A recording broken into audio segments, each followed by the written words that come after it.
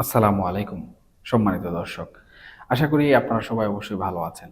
দেখুন, গত কয়েকদিন ধরে বাংলাদেশের রাজনীতি আর আইনি অঙ্গনে যে ঝড় বয়ে যাচ্ছে, তার অন্তরালে এমন কিছু হিসাব-নিকাশ তৈরি হচ্ছে, যা আসলে সাধারণ মানুষের যে চোখ, সেই চোখের আড়ালেই থেকে যাচ্ছে বলতে গেলে।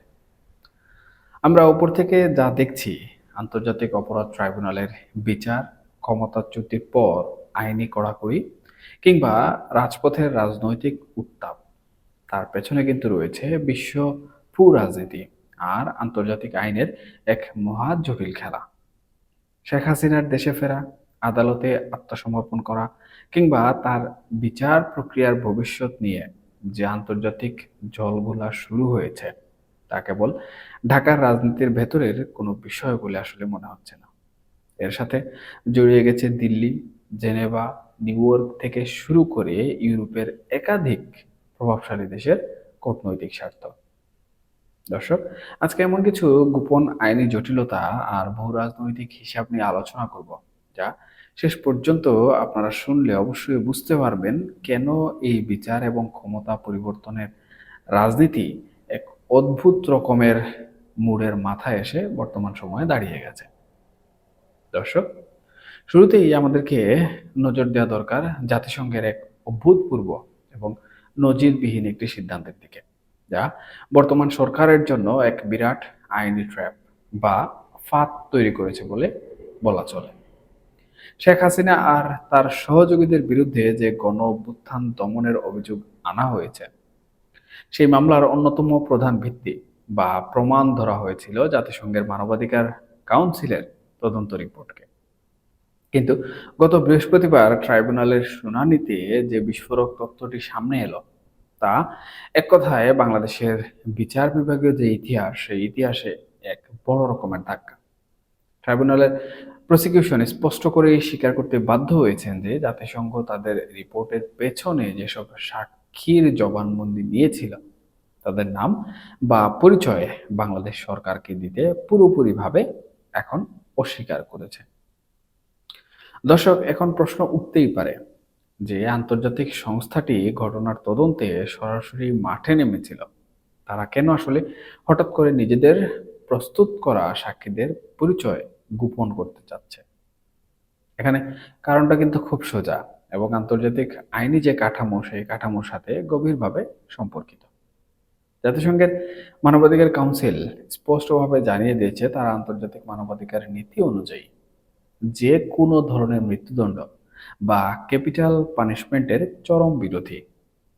বাংলাদেশের আইনে যেহেতু মানবতা বিরোধী অপরাধের বিচারে সর্বোচ্চ সাজা মৃত্যুদণ্ডের বিধান বহাল রয়েছে, তাই তারা এমন কোনো নথি বা তথ্য দিতে বর্তমান সময়ে রাজি নয়, যা ব্যবহার করে কাউকে ফাঁসি দেয়া সম্ভব হয়। এই যে নীতিগত সংঘাত, এটি মূলত পুরো বিচার প্রক্রিয়াকে আন্তর্জাতিক আইনের দৃষ্টিতে এক বিশাল প্রশ্নবোধক চিহ্নের সামনে কিন্তু দাঁড় করিয়ে দিয়েছে। আন্তর্জাতিক বিচারে যে কোনো আসামির জন্য ফেয়ার ট্রায়াল বা ন্যায় বিচার নিশ্চিত করতে হলে প্রসিকিউশনের মূল প্রমাণ বা সাক্ষীদের মুখোমুখি বসিয়ে জেরা করার সুযোগ দিতে হয়। আসামিপক্ষের আইনজীবীরা যদি নিরপেক্ষ তদন্ত রিপোর্টের পেছনে থাকা সাক্ষীদের জেরা করার সুযোগই না পান, তবে সেই বিচারের আন্তর্জাতিক যে গ্রহণযোগ্যতা, সেই গ্রহণযোগ্যতা জিরো বা শূন্যের কোঠায় নেমে আসে। এটি চরম আইনি দুর্বলতা। সাবেক প্রধানমন্ত্রী শেখ হাসিনা বা তার মন্ত্রিসভার সদস্যদের বিরুদ্ধে ইতিমধ্যে যে সাজা বা বিচার কার্যক্রম চলছে, তা আন্তর্জাতিক মহলে আইনি ভিত্তি হারাতে বসেছে কেবল এই একটি কারণে। এটি একদিকে সাবেক অন্তর্বর্তীকালীন সরকার এবং বর্তমান বিএনপি পরিচালিত সরকার ব্যবস্থার জন্য যেমন চরম অস্বস্তিকর, অন্যদিকে বিচারিক জটিলতার সুবিধা কিন্তু স্বভাবতই আসামিপক্ষ এখানে যতটুকু পাওয়ার, আমি মনে করি ততটুকুই পেয়ে যাচ্ছে। কিন্তু দর্শক, গল্পের মোড় কেবল এই আইনি লড়াইয়ে থেমে নেই। আসল ভূ রাজনৈতিক টুইস্টই লুকিয়ে আছে শেখ হাসিনার দেশে ফেরা এবং তাকে ঘিরে ওঠা আন্তর্জাতিক সুরক্ষা বলয়ের মধ্যে। শেখ হাসিনা বারবার ঘোষণা দিয়েছেন তিনি ডিসেম্বরের মধ্যে নিজ দেশে ফিরে এসে আদালতের মুখোমুখি হতে চান।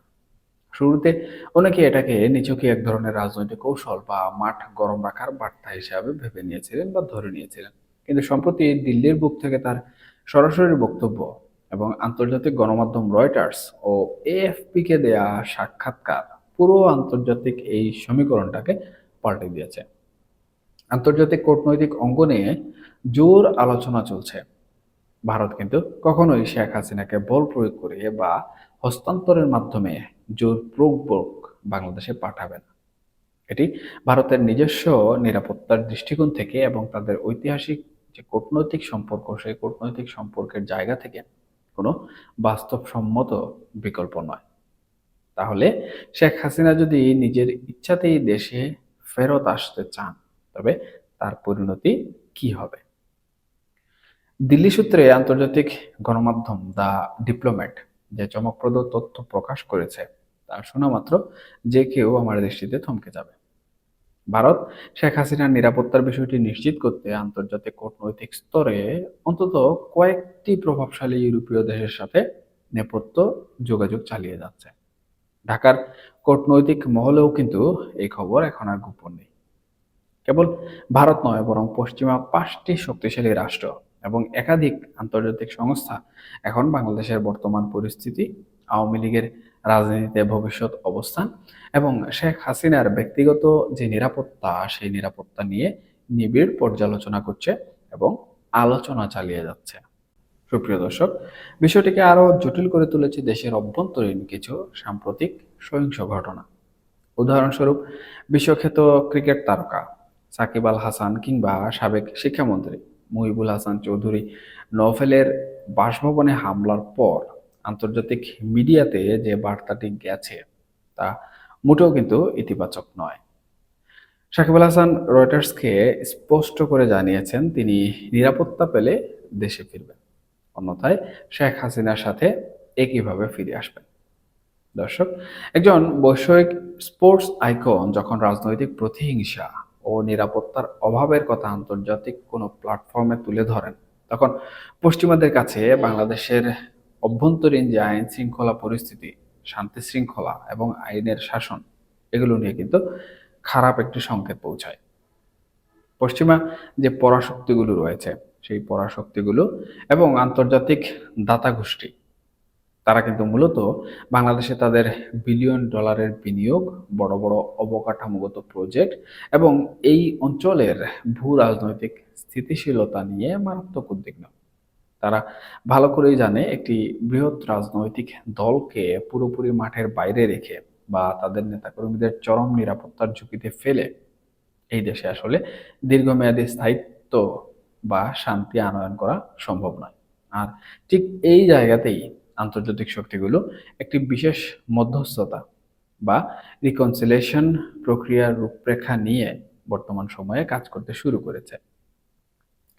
দর্শক, এমনও গুঞ্জন রয়েছে যে জাতিসংঘের আসন্ন সাধারণ পরিষদের অধিবেশনেই আন্তর্জাতিক পক্ষগুলো থেকে বাংলাদেশের বর্তমান শীর্ষ নেতৃত্বের কাছে কোনো ধরনের পুনর্মিলন বা রাজনৈতিক আপোষের প্রস্তাব উপস্থাপন করা হতেই পারে। এখন একটা বড় দ্বিধা বা বৈপরীত্যের কথা চিন্তা করে দেখুন তো আপনারা সবাই। একদিকে আন্তর্জাতিক সম্প্রদায় চাইছে বাংলাদেশের রাজনৈতিক যে স্থিতিশীলতা সেটা ফিরে আসুক, সব পক্ষের জন্য রাজনৈতিক ময়দান উন্মুক্ত হোক এবং মৃত্যুদণ্ডের মতো চরম বিচারিক পদক্ষেপ থেকে সরে এসে একটি নমনীয় পথ খোঁজা হোক। কিন্তু অন্যদিকে দেশের ভেতরের প্রেক্ষাপট একেবারে ভিন্ন। ছাত্র জনতার আন্দোলনের ভেতর দিয়ে গড়ে ওঠা গণদাবি এবং ভুক্তভোগীদের প্রত্যাশা হলো সাবেক শাসক গোষ্ঠীর কঠোরতম বিচার ও মৃত্যুদণ্ড নিশ্চিত করা। বর্তমান সিদ্ধান্ত গ্রহণকারীদের জন্য এটি যেন এক বিশাল আইনি এবং এর পাশাপাশি একটি বড় রাজনৈতিক উভয় সংকট। দর্শক, যদি তারা জাতিসংঘের নীতি মেনে বিচার আইন সংশোধন করেন এবং মৃত্যুদণ্ডের যে বিধান সেই বিধান রহিত করেন, তবে দেশের ভেতরের উগ্র ও চরমপন্থী রাজনৈতিক দলগুলো প্রচন্ড ক্ষুব্ধ হয়ে উঠবে এবং তারা রাজপথে বড় ধরনের বিশৃঙ্খলা সৃষ্টি করতে পারে। আবার যদি তারা আন্তর্জাতিক অবস্থানকে পুরোপুরি উপেক্ষা করে নিজেদের দেশের পুরনো আইনি ধারায় বিচার এগিয়ে নেন এবং ফাঁসির রায় দেন, সেটা বাস্তবায়ন করার জন্য দৌড়ঝাঁপ শুরু করে। তবে আন্তর্জাতিক সম্প্রদায় সেই রায়কে কেবল প্রত্যাখ্যানই করবে না, বরং বাংলাদেশের আন্তর্জাতিক যে ভাবমূর্তি, সেই ভাবমূর্তি চরমভাবে ক্ষতিগ্রস্ত হবে। বিশ্ব দরবারে এই বিচার প্রক্রিয়া কেবল আসলে একটি রাজনৈতিক প্রতিহিংসা বা ক্যাঙ্গারু কোর্ট হিসাবে পূর্বে যেভাবে পরিচিতি পেয়েছিল, আবারও সেটা একই নামে পরিচিতি পাবে বলে কিন্তু মনে হচ্ছে। এখানে আমাদের খুব ঠান্ডা মাথায় বিশ্লেষণ করতে হবে, শেখ হাসিনা কেন এই সময়ে দেশে ফেরার মতো এতটা ঝুঁকিপূর্ণ সিদ্ধান্ত বা ঘোষণা দিচ্ছেন। দর্শক, আন্তর্জাতিক রাজনৈতিক বিশ্লেষক যারা আছেন তাদের মতে তিনি খুব ভালো করেই জানেন যে আন্তর্জাতিক অপরাধ ট্রাইব্যুনালের বিচারের এই বৈষয়িক আইনি দুর্বলতা তাকে কিন্তু এক ধরনের রাজনৈতিক ও নৈতিক সুবিধা দিচ্ছে। তাছাড়া সাবেক রাষ্ট্রপতি বা প্রধানমন্ত্রীদের বিচারে যদি আন্তর্জাতিক মান বজায় না থাকে, তবে তা উল্টো কিন্তু ভুক্তভোগীদের প্রতি সহানুভূতি তৈরি করে।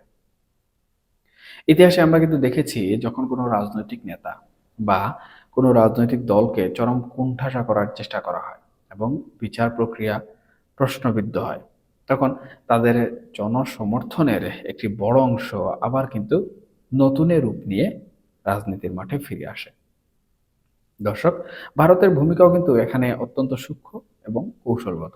ভারত তার যে পূর্বাঞ্চলীয় সীমান্তের জায়গাগুলো রয়েছে, সেগুলোর নিরাপত্তা এবং দক্ষিণ এশিয়ার ভূ রাজনীতিতে নিজেদের আধিপত্য ধরে রাখতে কখনোই কিন্তু বাংলাদেশের সাথে দীর্ঘমেয়াদী শত্রুভাবাপন্ন সম্পর্কে জড়াতে চায় না। একই সাথে তারা তাদের বিশ্বস্ত বন্ধু ও দীর্ঘদিনের মিত্রকে বিপদের মুখে ঠেলে দেবে না, এটাই সত্য। তাই তারা ইউরোপীয় দেশগুলোকে সাথে নিয়ে একটি আন্তর্জাতিক নিরাপত্তা ছাতা বা আন্তর্জাতিক তদারকির ব্যবস্থা করার চেষ্টা করছে, যাতে শেখ হাসিনা বাংলাদেশে ফিরলে তাকে চরম কোনো রাজনৈতিক বা শারীরিক ঝুঁকির মুখে পড়তে না হয়।